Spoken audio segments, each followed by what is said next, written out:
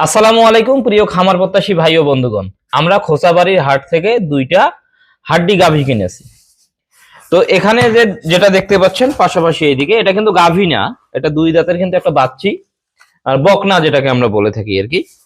তো এই যে গাভীটা নিয়ে আজকে আমি আপনাদের সাথে আলোচনা করব এবং একটু আমি চিকিৎসা করব। এই চিকিৎসাটা দরকার, বা আমরা যারা এরকম ধরনের গরুর খামার করে থাকি, বা যারা আমরা দূর দূরান্ত থেকে গরু নিয়ে আসি, মাঝে মধ্যে কোনো কোনো গরুর এই ধরনের চিকিৎসা করতে হয়।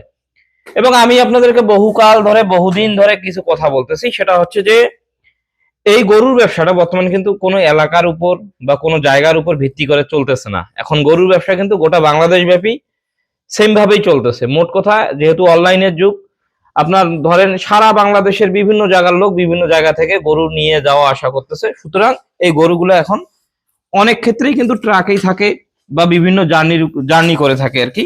এবং এই যে জার্নিতে বা ট্রাকে থাকার ফলে যেটা হয় সেটা হচ্ছে গরুগুলোর বিভিন্ন জায়গায় বিভিন্ন রকম ক্ষত হতে পারে, ইনজুর হতে পারে, আঘাত পেতে পারে। ফলে গরুর কি হালকা জ্বর হতে পারে, ব্যথা থাকতে পারে। তো ঠিক এই গরুটাই কিন্তু ব্যথার শিকার। আমি আপনাদেরকে কিছু জায়গা দেখাবো, ওই জায়গাগুলো দেখলেই বুঝতে পারবেন যে এই গরুটার ভিতরে বর্তমান কি চলতেছে। এখানে দেখুন, এই যে লেজটা দেখুন, এই লেজটাতে কিন্তু ওর ব্যথা আছে। এই যে লেজটা দেখতে পাচ্ছেন এখানে দেখুন, এটা লেজে ব্যথা আছে। এরপরে সামনের যে পা, ওখানে যদি আমি দেখাই, ওখানে দেখুন, ওখানে কিন্তু ব্যথা আছে। পাশাপাশি পিছনে আরো যদি আমি আপনাদেরকে দেখাই, এই যে দেখুন, এই যে এখানে এই জায়গাগুলোতে কিন্তু ব্যথা আছে। তার ফলে এই গরুটার গায়ে বর্তমান কি জ্বর আছে, ব্যথা আছে। এবং এমন একটা আসলে কিছুক্ষণ আগে পরিস্থিতির যে সৃষ্টি করছিল, সেটা হচ্ছে যে গরুটাকে আমরা খামারের ঘরে উঠাইতে পারছিলাম না, এত পরিমাণ ওর পায়ে বা শরীরে ব্যথা ছিল।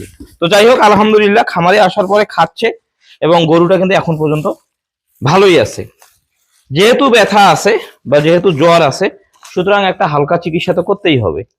এখন কি চিকিৎসা করতেছি এটি আমি আপনাদেরকে একটু দেখাবো। সেটা হচ্ছে, প্রথমে আমাদেরকে একটা ইনজেকশন নিতে হবে। এটা হচ্ছে দেখুন, মেলক্সিক্যাম গ্রুপের মেলভেট। এই মেলক্সিক্যাম যদি আমরা দেই তাহলে যেটা হবে সেটা হচ্ছে যে গরুর শরীরে ব্যথা যেগুলো আছে এই ব্যথাটা নিরাময় করা যাবে। পাশাপাশি এই গরুর জ্বর যদি থাকে, জ্বরটা সেরে যাবে। সবকিছু মিলে এই গরু যে আসলে এই কয়েকদিন আগে যে জার্নি করছে বা এই কিছুদিনের ভিতরে যে জার্নিতে ছিল বা বিভিন্ন জায়গায় স্থানান্তর হয়েছে, ওর যে আসলে একটা ধকল আছে, এই ধকলটা কিন্তু অনেকটাই কিন্তু কি প্রশমন হবে, ধকলটা কিন্তু এ রিকভার করতে পারবে। তো এই জন্য আমরা যেটা করব সেটা হচ্ছে এটাকে আমরা এখন এই মেলভেটটা দিয়ে দিব। যেহেতু বড় বড় ফ্রেমের গরু, এটাকে আমরা দিয়ে দেই, 10-12 সিসি যা হয় দিয়ে দেই। আজকেই দিব, ইনশাল্লাহ দেখা যাক কালকে কি হচ্ছে সেটা তো অবশ্যই জানাবো। পাশাপাশি গরুর ডিটেলস তো অবশ্যই দিব আমি আপনাদেরকে, আর একটু বাড়াই দেই। এবং এই মেলভেট বা মেলক্সিক্যাম গ্রুপের ওষুধের যে একটা ব্যাপার থাকে, সেটা হচ্ছে এই ওষুধগুলার আসলে সাইড ইফেক্ট অনেক কম। এবং গরুটার আসলে শারীরিক দুর্বলতা হওয়ারও কিন্তু একটা যে চান্স থাকে, অনেক ওষুধ দিলে, ব্যথানাশক দিলে কিন্তু গরুর আসলে শরীর দুর্বল হওয়ার একটা চান্স থাকে, এটা কিন্তু আর থাকে না। তো যাই হোক, আমরা দিয়ে দেই ইনজেকশনটা।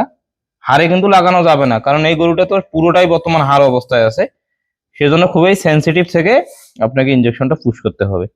তো আলহামদুলিল্লাহ আমি দিয়ে দিলাম, বাকিটা আল্লাহ ভরসা, দেখা যাক কি হয়।